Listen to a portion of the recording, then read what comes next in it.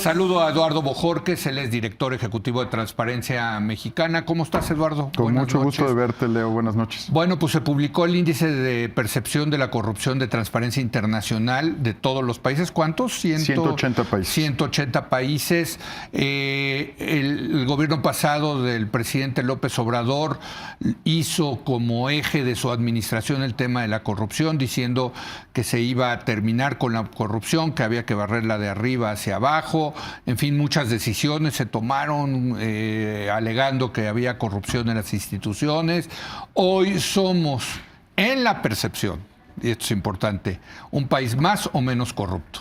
Bueno, caemos en la posición relativa, baja nuestra calificación a 26 puntos, la mejor calificación es 100. Sí. Y este instrumento está midiendo la última parte de la administración del presidente López Obrador. Okay. El último instrumento de medición que se consideró fue de agosto de 2024. Son 11 fuentes independientes entre sí que se compilan en un solo instrumento. Ok.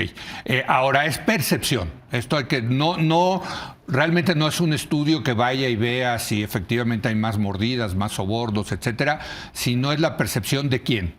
¿A quién le pregunta? Esta es la percepción de analistas de riesgo financiero, analistas de países que pueden hacer comparaciones entre países, mujeres, hombres de negocios del mundo, que son, digamos, es una percepción muy informada. Es una percepción basada en tener un conocimiento profundo de cómo operan los países. No es un conocimiento técnico. Ahora, coincide con la medición de percepción también del propio país. El INEGI reporta que 83% de los mexicanos siguen pensando que la corrupción está muy presente en sus vidas. Sí. Y si nos vamos a victimización, ahora que están tocando el tema de seguridad, 60% de las personas del país, 6 de cada 10 mexicanos, ha sido víctima, esto ya no es percepción, de extorsión o corrupción policial. 6 de cada 10. 6 de cada 10 mexicanos, de acuerdo con el propio INEGI. Extorsión policial es que le piden a uno mordida. Desde que te pidan mordida hasta que te paren un camión de carga, esto que sabemos que ocurre en nuestras carreteras, ¿no? Se detiene un camión de carga por autoridades del Estado mexicano, sueltas una lana para poder seguir transitando. Todo tipo de extorsión policial. Ahora, ¿qué te dice esto, Eduardo? ¿Tú cuántos años llevas en esto?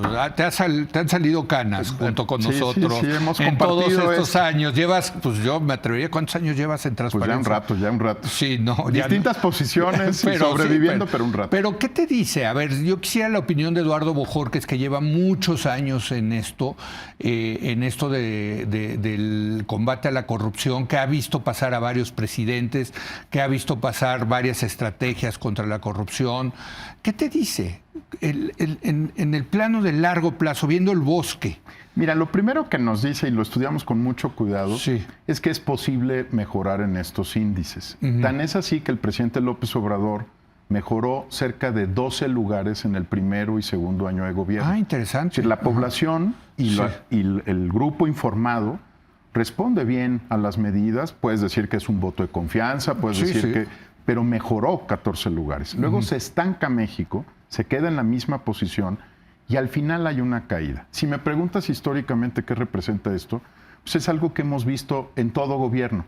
Llegan con mucha fuerza, aprietan tuercas, jalan cables, ¿no? Tratan de poner orden, después llegan a la elección intermedia, que es el gran momento de definición, y ahí y empieza a relajarse los controles para terminar el sexenio repartiendo todo lo que haya con tal de mantenerse en el poder. Entonces, es un ciclo. Lo que cuando no teníamos tantas canas, Leo, decían los políticos, viene el año de Hidalgo, ¿no? Ya vienen los que se iban a robar, llévense lo que haya.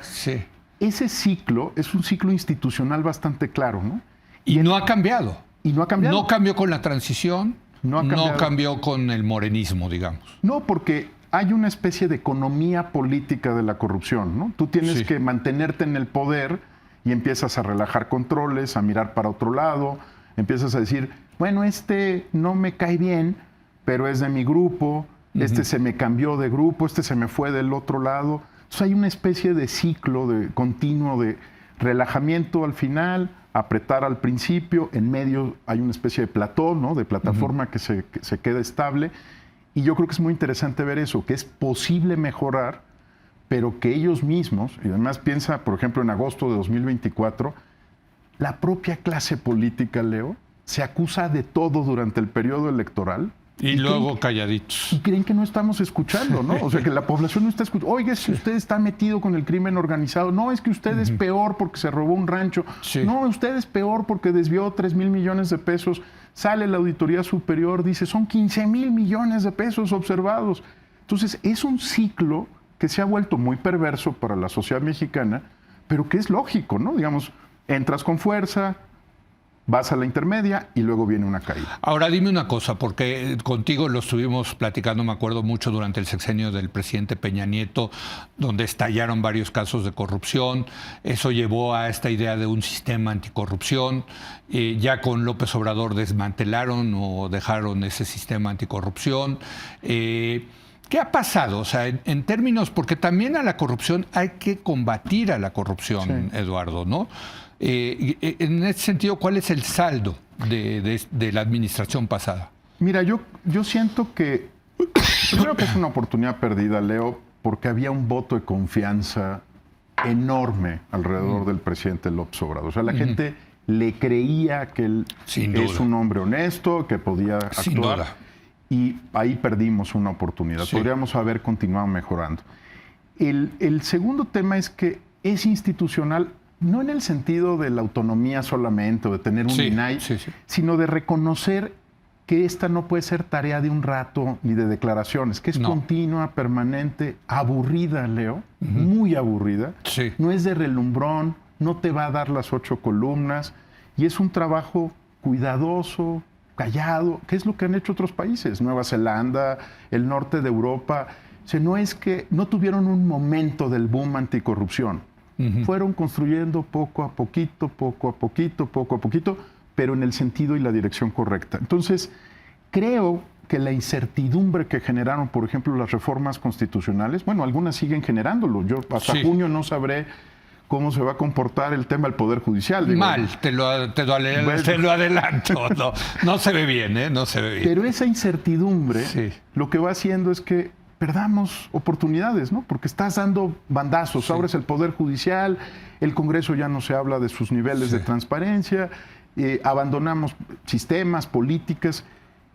Hace poco el presidente Arévalo de Guatemala me invitó a una conversación con especialistas en Guatemala y le decía, mire, presidente, si usted puede darle algo a Guatemala, es el entendimiento de que esta es una tarea continua y permanente. No tiene que esperar a largo plazo, no es de largo plazo, pero es continua y permanente. Sí, si no se te descompone. Eso es lo que no hemos entendido, Leo. Me queda un minuto, Eduardo. Dinos cómo se compara México con el mundo. Mira, con los de nuestro tamaño primero, ¿no? Con la OCDE al final de la lista. O sea, somos el peor país. Con las 37 economías más grandes del mundo, el peor país. México es el número 37 en corrupción. Si nos vamos al grupo de los 20, solamente Rusia está peor que nosotros. O sea, somos posición 18, ellos son 19. La Unión Europea no se cuenta porque son varios países, pero solamente Rusia está peor. América Latina, la gran tragedia es que Chile y Brasil, que son nuestros competidores en el mundo, están decenas de lugares arriba de nosotros. Nosotros estamos 140 y 180. Y ellos están 50, 60 lugares arriba. No, bueno, tremendo. ¿Sí? O sea que no es cultural, lo que hemos dicho muchos años, ¿no? No es que no hay ningún problema en el gen de los mexicanos, no hay ninguna necesidad de ir al Instituto Nacional de Medicina Genómica, no hay problema genético. ¿Número 1 Dinamarca? Los nórdicos y Nueva Zelanda. Están concentrados todos en los primeros lugares. ¿Y hasta abajo quiénes están? Somalia, Venezuela, ¿no? Digamos estados que en realidad no tienen ningún tipo de desarrollo institucional. Pues te agradezco mucho. Desde luego el reporte está en la página web de Transparencia Mexicana. Y ustedes luego hacen el de los estados, que sé. También. ¿Cuándo sale ese? En cuanto lo tengamos listo, te aviso. Muy bien. Gracias, querido Eduardo. Gracias. A ti, Leo. Buenas noches. Y gracias a usted por habernos acompañado. Muy buenas noches.